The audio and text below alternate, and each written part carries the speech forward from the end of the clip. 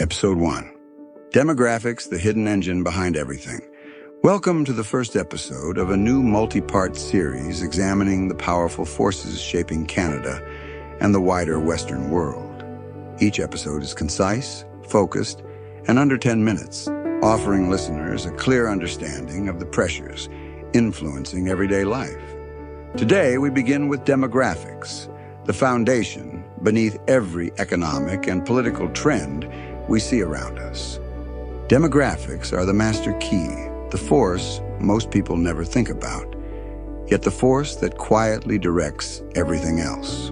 When Canadians look around and ask why the economy feels tight, why society feels strained, or why so many systems seem out of balance, the explanation is not hidden. It is simply demographic math. The Western world, and Canada in particular, is experiencing a generational turnover unlike anything in modern history. The baby boomers, the largest and most economically influential generation we have ever known, have now stepped out of the economy. When they retired or passed on, they didn't just leave the workforce, they took their consumption with them.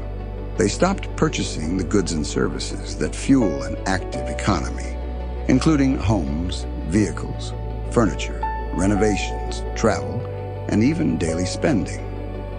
Their shift into low-consumption life stages created a massive economic void. Younger generations have not been able to fill that void quickly enough.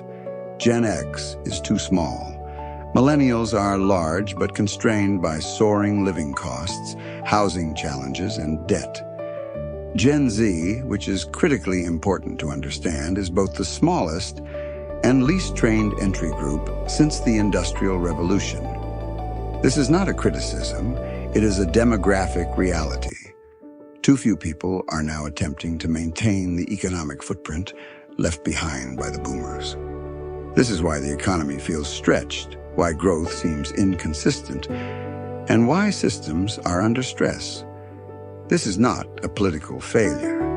It is a structural imbalance that no government can rewrite. Fewer consumers mean less demand, and less demand means a tighter, slower economy. This demographic squeeze will last approximately 10 to 15 years. It will take time for the alpha generation, the children coming of age now, to grow, receive training, and enter the economy in large enough numbers to stabilize the system once again. Until that happens, Canada and the rest of the Western world will continue adapting to a smaller consumer base. The demographic shift also reshapes Canada's relationship with the United States. For decades, Canada complemented the American economy by supplying materials and inputs that supported American exports.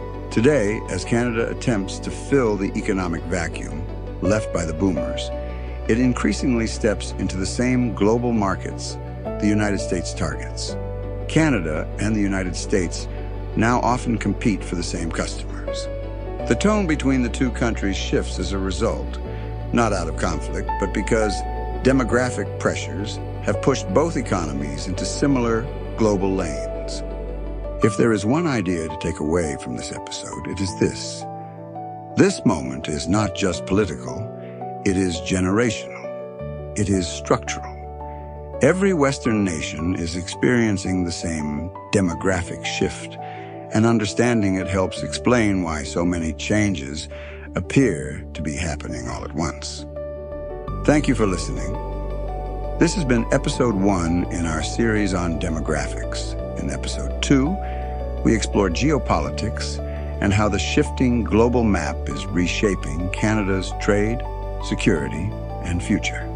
Stay tuned.